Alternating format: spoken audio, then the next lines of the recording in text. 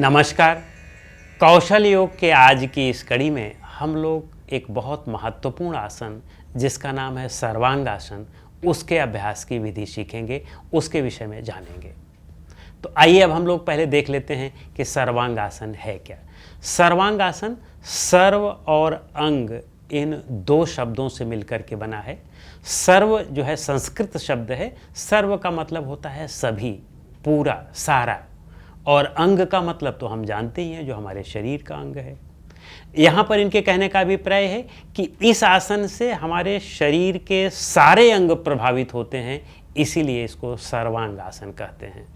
तो आइए अब हम इसके अभ्यास की विधि देख लेते हैं।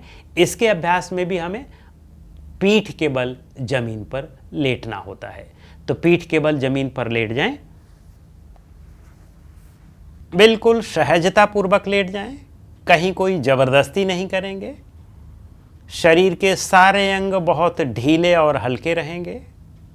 हाथों को ढीला छोड़ दें, पैरों को ढीला छोड़ दें और चेहरे को भी ढीला छोड़ दें। अब आप लंबी और गहरी श्वास भी ले लें।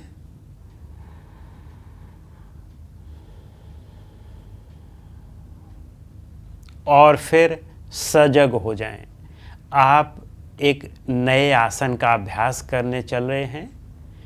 पूरा अलर्टनेस हो, आपके शरीर में कहाँ पर, किस अंग में क्या खिंचाव हो रहा है, कितना खिंचाव हो रहा है, उस समय आपकी श्वास कैसे चल रही है, तेज चल रही है या धीमी चल रही है, इस पर आपकी पूरी अलर्टनेस होनी चाहिए। यदि आप अलर्ट नहीं हैं तो निश्चित रूप से समझ लें कि यह आसन नहीं, आप व्यायाम का अभ्यास कर रहे हैं। तो आइए अब हम आसनों का अभ्यास शुरू करें। अच्छी तरह से अलर्ट हो जाएं, सर्वांगासन के लिए तैयार हो जाएं। अब आप अपने दोनों पैरों को जमीन से ऊपर 90 डिग्री पर उठाएं।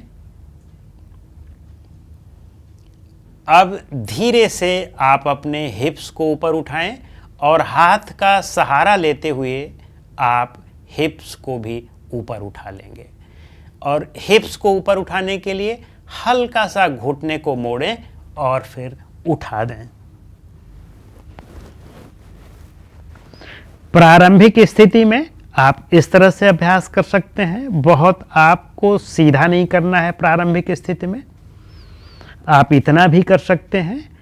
लेकिन धीरे धीरे जब आप अभ्यास में और मजबूत होते जाएं, मास्टर होते जाएं, तब आपको अपने धड़ को और पैर को बिल्कुल सीधा कर देना है।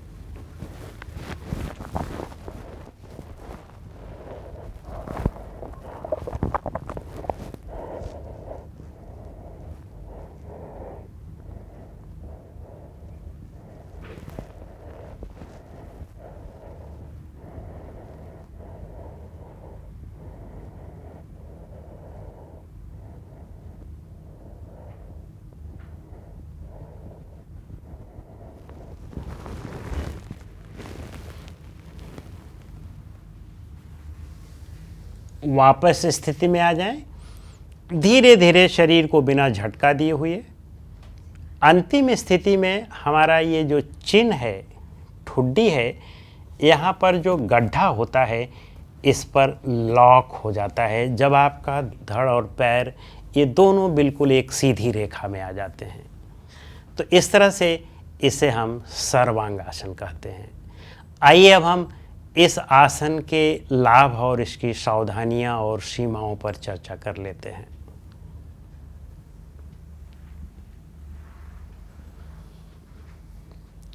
जैसा कि नाम से ही स्पष्ट है, यह आसन शरीर के सारे अंगों को प्रभावित करता है। और फिर शरीर के सारे अंग प्रभावित होते हैं तो स्वाभाविक सी बात है कि शरीर के सारे अंग स्वस्थ होते हैं, उनको मजबूत करता है। लेकिन अब विशेष रूप से किन किन अंगों पर विशेष प्रभाव पड़ता है, इसको भी हम देख लेते हैं। सबसे पहले, चूंकि यह इन्वर्जन का पोज है, उल्टा होने का पोज है, तो आप ये देखें कि जब आप पैर को बिल्कुल पूरी तरह से 90 डिग्री में ऊपर करते हैं तो पूरे रक्त का संचालन ग्रेविटी के कारण नीचे की ओर आता है।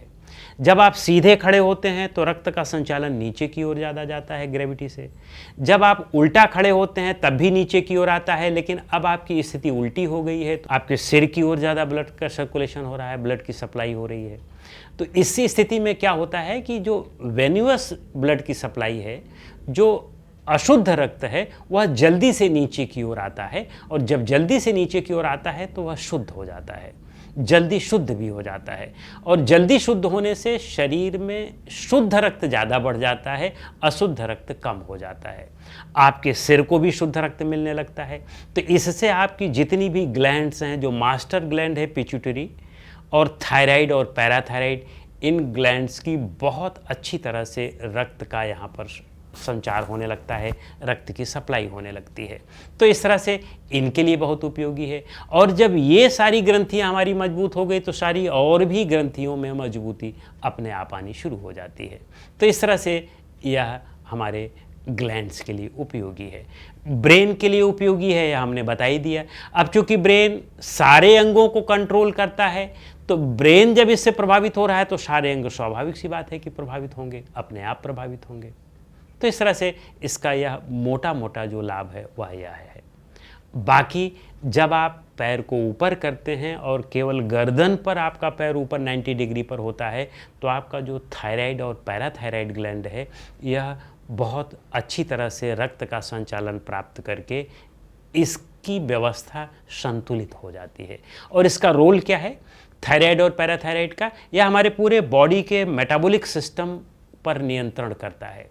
तो आपका पूरा मेटाबॉलिक सिस्टम ही प्रभावित हो जाता है और वह बैलेंस्ड हो जाता है।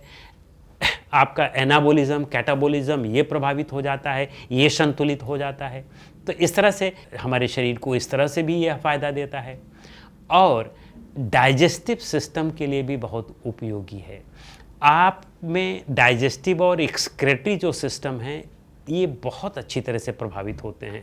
जो हमारे पाचन में जब हम खाना खाते हैं तो जब वह हमारे इसोफेगस में जाता है तो वहाँ एक पेरिस्टेलिक मूवमेंट होता है। पेरिलेस्टिक मूवमेंट में यह बहुत प्रभावी होता है, क्योंकि आप इसमें उल्टा जब शरीर को करते हैं तो वह प्रक्रिया जब उलट जाती है तो उसमें रक्त का संचालन ज़्यादा बढ़ जाता है। और रक्त का संचालन जब ज़्यादा बढ़ता है तो स्वाभाविक सी बात है कि उनमें उनकी क्रियाविधियाँ भी बढ़ जाती हैं, वे ज़्यादा एक्टिव हो जाते हैं। तो इस तरह से इन सारे अंगों को यह प्रभावित करता है। अब हम इसकी सीमाओं पर अध्ययन कर लेते हैं, इसकी सावधानियों पर। उतना ही करें जितना आप आसानी के साथ कर सकते हो, किसी भी प्रकार की ज़बरदस्ती नहीं करना है। सीधा होना अंतिम स्थिति में है, लेकिन अंतिम स्थिति में आने के लिए आपको 2-4 महीने लग भी सकते हैं। पहले दिन से कोई किसी चीज़ का मास्टर नहीं हो जाता है, तो धीरे धीरे उस स्थिति में आएँ, धैर्यपूर्वक उस स्थिति में आएँ, ज़बरदस्ती ना करें, अन्यथा नुकसान भी हो जाता है। और दूसरा, उन लोगों को जिनमें उच्च रक्तचाप या हृदय का रोग है, उन्हें इसको कदापि नहीं करना चाहिए। उन लोगों को जिनको सर्वाइकल स्पॉन्डिलाइटिस है, उन्हें भी इसका अभ्यास कदापि नहीं करना चाहिए। या कहीं की भी स्पॉन्डिलाइटिस हो तो इसका अभ्यास नहीं करना चाहिए। सर्वाइकल स्पॉन्डिलाइटिस के साथ यह जरूर है कि यदि आप अपने गर्दन के नीचे एक हल्का सा 2-3 परत का टॉवेल रख लेते हैं, जहाँ जितना जब आप लेटते हैं तो आप देखें कि हमारे गर्दन का कुछ भाग ऊपर की ओर रहता है, तो उस भाग को भरने के लिए यदि आप यहाँ नीचे कुछ रख करके कपड़ा, फिर आप अगर ऊपर उठाते हैं पैरों को और धड़ को, तो आपके सर्वाइकल रीजन पर प्रभाव नहीं डालता है और फिर आप सर्वाइकल स्पॉन्डिलाइटिस होते हुए भी इसका अभ्यास कर सकते हैं।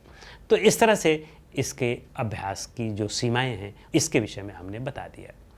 अब किसी को हाइपरथायराइड है या हाइपोथायराइड है, वह भी इसका अभ्यास करता है, तो उसके लिए भी यह संतुलन देता है।